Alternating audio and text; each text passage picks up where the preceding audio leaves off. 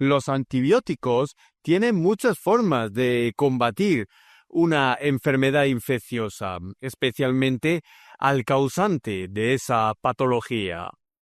Podemos entrar discretamente en el organismo patógeno y eliminarlo desde dentro. Podemos alterar ciertos procesos del mismo patógeno para que éste sufra una muerte, y también podemos combatirlo de forma salvaje. Existen muchos tipos de antibióticos que, por así decir, entran de frente a la guerra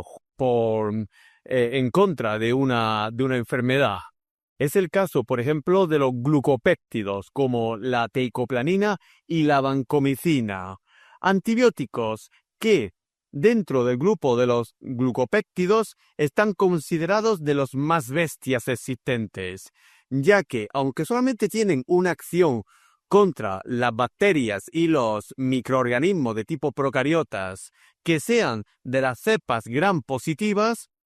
se conoce que la vancomicina y la teicoplanina, es decir, los glucopéptidos, tienen una potencia antibiótica exagerada, tanto como que podríamos decir que mediante un ariete entran directamente en el organismo patógeno, es decir, en la bacteria, sin miramientos ninguno y de la forma más a saco posible.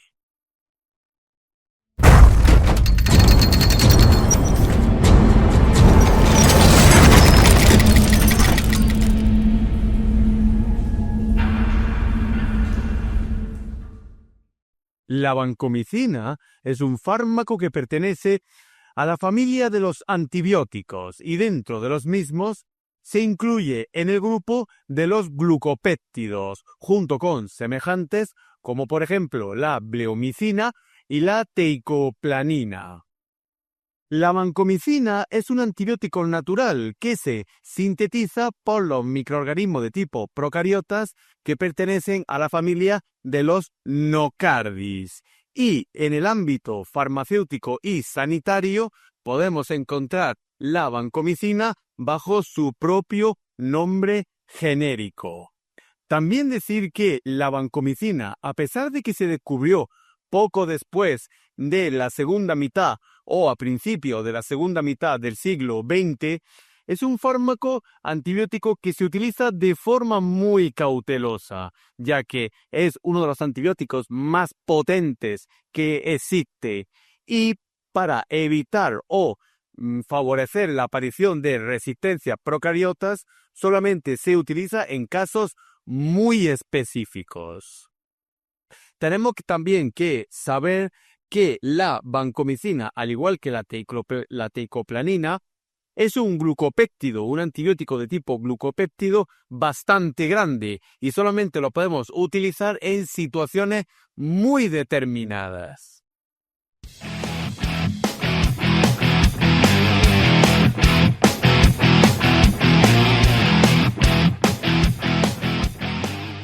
Como todos los antibióticos, la vancomicina se utilizará para el tratamiento de enfermedades infecciosas que estén provocadas por cepas sensibles bacterianas y o procariotas a la acción de la vancomicina. Y al igual que la teicoplanina, la vancomicina se utiliza mucho para tratar enfermedades que están causadas por bacterias de tipo gram positivas, pero solamente para este tipo de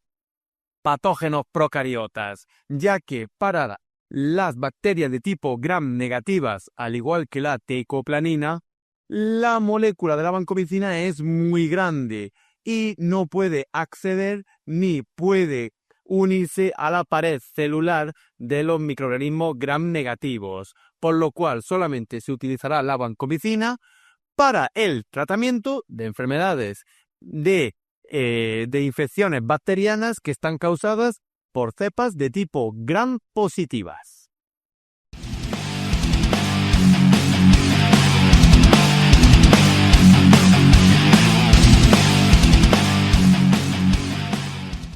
A pesar del potente poder que tiene la vancomicina como antibiótico, no está contraindicado y su uso suele ser bastante seguro en pacientes, incluso hasta de categoría crítica, pero siempre teniendo en cuenta que si el paciente por alguna casualidad sufre de hipersensibilidad o alergia a los glucopéptidos, no administraremos ni la vancomicina, ni la bleomicina, ni la teicoplanina, es decir, cualquiera de la familia de los glucopéptidos. Y también tenemos que tener ciertas precauciones con la vancomicina. En primer lugar, teniendo en cuenta que los glucopéptidos pueden generar una sinergia cruzada, es decir, se pueden anular mutuamente. Y más en el caso de que, por ejemplo, la vancomicina la mezclemos o la utilicemos de forma concomitante con otros fármacos de su propia familia, puede ser la bleomicina o la teicoplanina. Mucho cuidado en poblaciones mayores, es decir, en geriatría, en los abuelos y abuelas, ya que puede agravarse la aparición de efectos adversos y suele requerir dosis mucho menores de la vancomicina. Si el paciente sufre cierto grado de hepatopatía o de nefropatía, la vancomicina se utilizará de forma muy cautelosa, llegando incluso a un ajuste de dosis. Es muy importante recordar que todo glucopéptido se debe de administrar de forma muy lenta, ya sea la vancomicina, la teicoplanina, la bleomicina, ya que son fármacos que se administran muy usualmente por vía intravenosa y por su rápida intrusión dentro del sistema cardiovascular y adyacentes de los tejidos tisulares, pueden provocar reacciones bastante fuertes, llegando incluso hasta la necrosis. De ahí que hay que vigilar los cuadros de extravasación, que no se disemine el antibiótico, la vancomicina, por los tejidos adyacentes a la zona de punción, y siempre una vía intravenosa que sea mayor de 60 minutos, es decir, dejar que el tiempo mínimo de administración de la vancomicina mínimo sea de 1 hora. También hay que tener mucha importancia con que la vancomicina puede generar resistencias y provocar o favorecer la aparición de la colitis pseudomembranosa. Y, por supuesto, revisar las interacciones de la vancomicina con el resto de la farmacología y tener muy en cuenta las diferentes diluciones que existen de la vancomicina, especialmente según la presentación física de la misma, según la farmacéutica y la suroterapia disponible.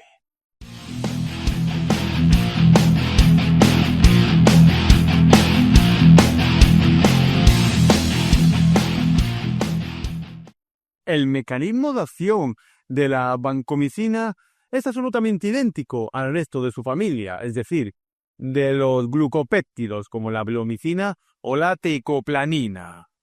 La vancomicina se encarga de inhibir la síntesis de peptidoglicanos a nivel de la pared celular, pero eso sí, a lo bestia. Es decir, imaginemos un castillo. La bacteria está dentro. Pues sencillamente la vancomicina lo que hace es pegar a puño limpio golpes contra la muralla hasta conseguir derribarla. Es decir, una táctica muy salvaje. Aquí no vale ni disfrazarse, ni colarse por la puerta de atrás o engañar con caballo de Troya a la bacteria. Sencillamente por la puerta de delante y a pegar hostia limpia a la muralla, a la pared celular, hasta que ésta se rompe y provoca la muerte del microorganismo patógeno. Es decir, hay una pérdida estructural de la barrera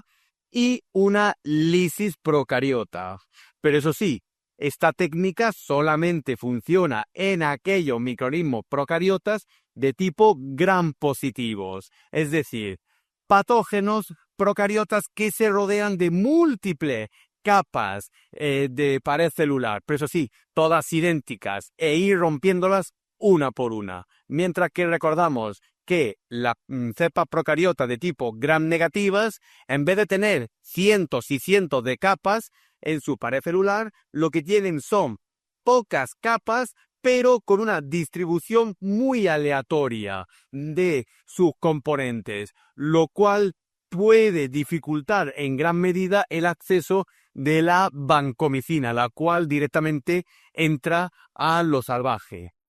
Y en comparación con la teicoplanin, tenemos que decir que la vancomicina tiene menor duración, es decir, se administra en tiempos más cortos, tiene mucha más potencia y favorece o puede favorecer una resistencia equitativa e igualitaria junto con la teicoplanin. Es decir, puede provocar el mismo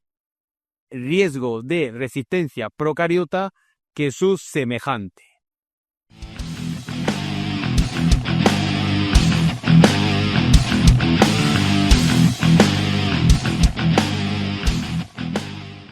La vía de administración más usual de la vancomicina suele ser la vía intravenosa, tanto de tipo periférica como de tipo central, pero eso sí, recordando dos cuestiones muy importantes. La primera es que tenemos que tener en cuenta las diferentes diluciones que existen de la vancomicina respecto a su bibliografía y también según los protocolos del centro sanitario en el cual se vaya a usar la vancomicina, es decir, las guías de práctica clínica. Y dentro de la vía central o la vía central periférica se suelen utilizar perfusiones para evitar dar al paciente grandes dosis de vancomicina, ya que como veremos en el siguiente apartado, como veremos en la posología, se requieren dosis de mantenimiento siempre valorando los niveles plasmáticos óptimos de vancomicina para evitar la aparición de resistencia procariotas.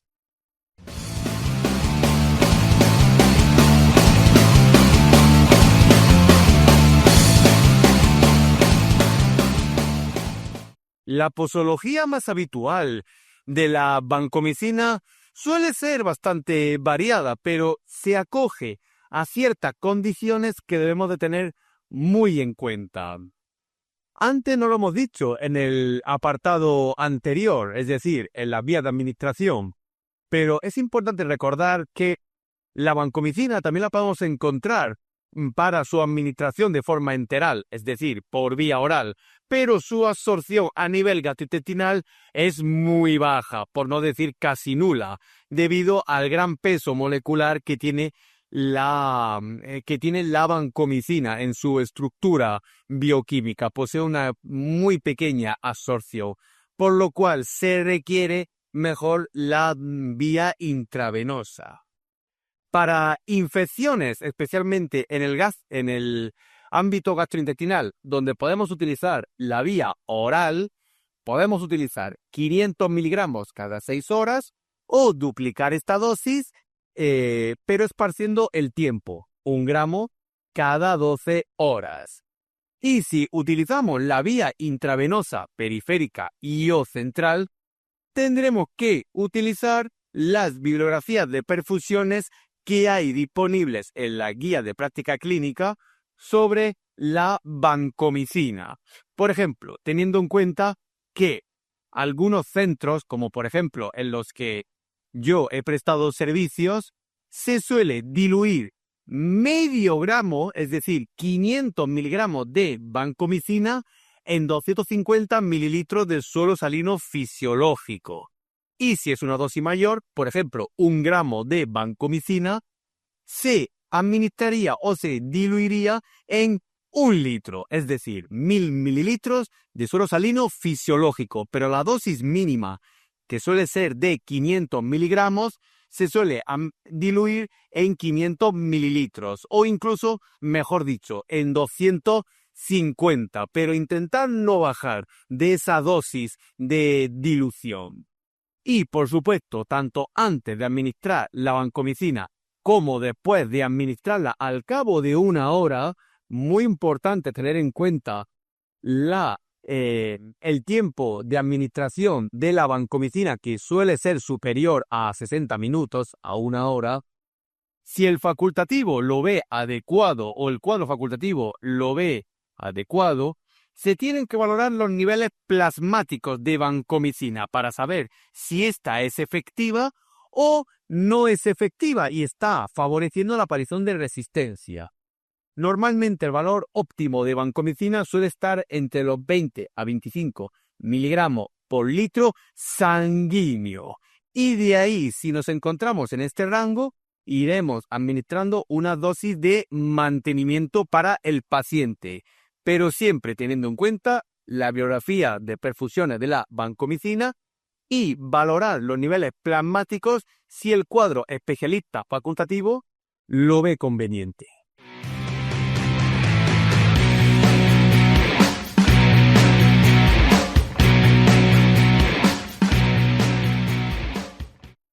Dentro de la compatibilidad e incompatibilidad de la vancomicina con el resto de la farmacología existente, deberemos de realizar una exhaustiva revisión bibliográfica, ya que hay muchos estudios en los cuales se han evidenciado las múltiples interacciones que tiene la vancomicina, y teniendo en cuenta que se han demostrado incompatibilidades de la vancomicina con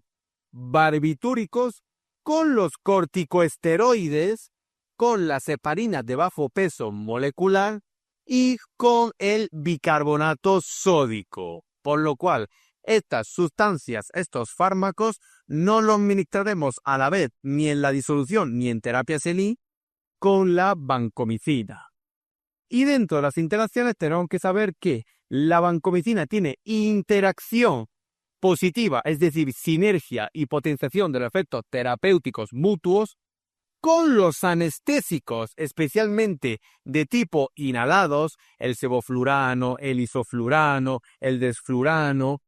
y también con los bloqueadores neuromusculares, es decir, la vancomicina puede potenciar el estado de miorrelajación que tiene un paciente, por ejemplo, en el ámbito crítico.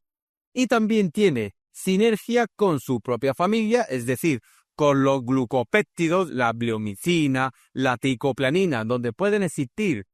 usos cruzados, y también tiene interacción con los aminoglucósidos, como por ejemplo podemos tener la amicacina, la gentamicina, la neomicina y muchísimos más, donde se pueden exacerbar los efectos adversos que veremos a continuación.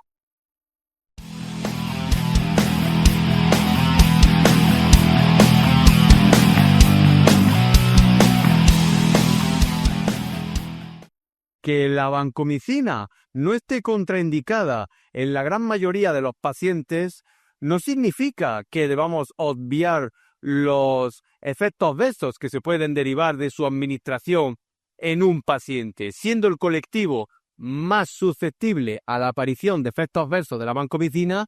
los pacientes de la tercera edad, es decir, la geriatría, donde buscaremos la bibliografía más adecuada para la administración de vancomicina, que siempre suele ser más, o mejor dicho, menos,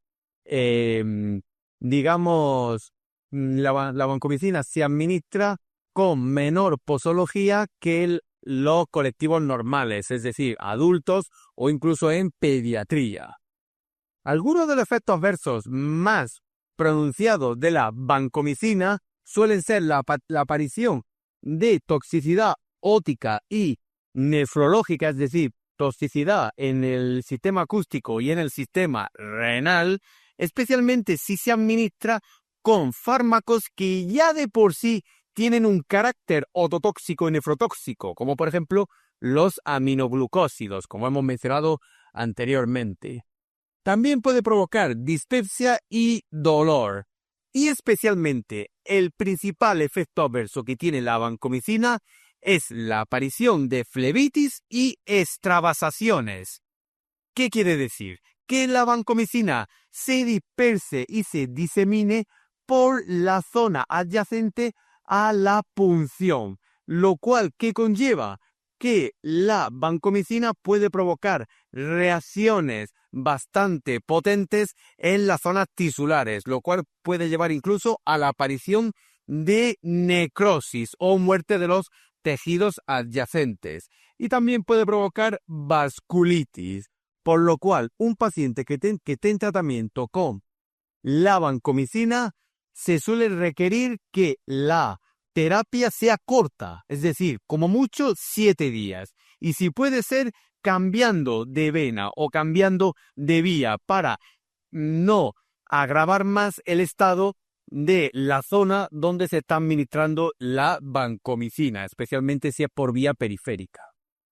También no podemos obviar que la vancomicina, como todo antibiótico, puede provocar resistencias, por lo cual es un antibiótico que se utiliza como última opción. Eso sí, para sus enfermedades sensibles, es decir, como las patologías que estén causadas por cepas de tipo gram positivas. Y dentro del embarazo y la lactancia, la vancomicina tiene categoría C, es decir, se podría administrar tanto durante la lactancia como durante la gestación, pero siempre teniendo en cuenta el beneficio en contra del riesgo de la administración de la vancomicina en ambas situaciones, pero si se puede evitar, mejor.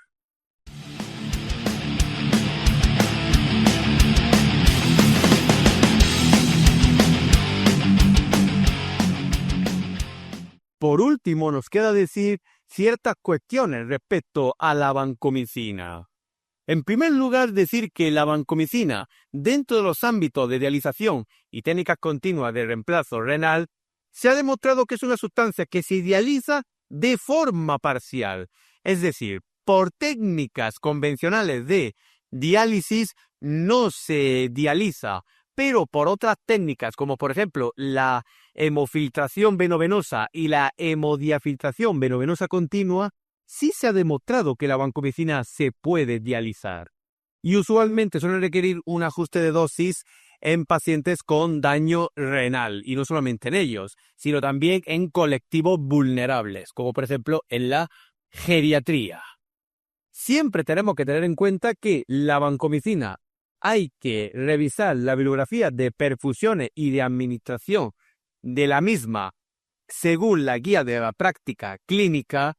Tener en cuenta siempre que la vancomicina se va a utilizar para el tratamiento de una enfermedad que está causada por una cepa sensible a la acción de la vancomicina, revisar las interacciones y siempre, muy importante, siempre administrar la vancomicina de forma muy lenta, con un tiempo mínimo de 60 minutos, de 1 hora, para evitar la aparición de flebitis y extravasaciones, lo cual podría llevar a complicaciones muy serias en los tejidos adyacentes. De ahí que el uso es muy específico de la vancomicina. Se deben de evitar las terapias largas. Usualmente la terapia con la vancomicina suele ser de 7 a 14 días. Y de nuevo, muy importante tener en cuenta el asunto de las extravasaciones y la administración muy lenta de la vancomicina.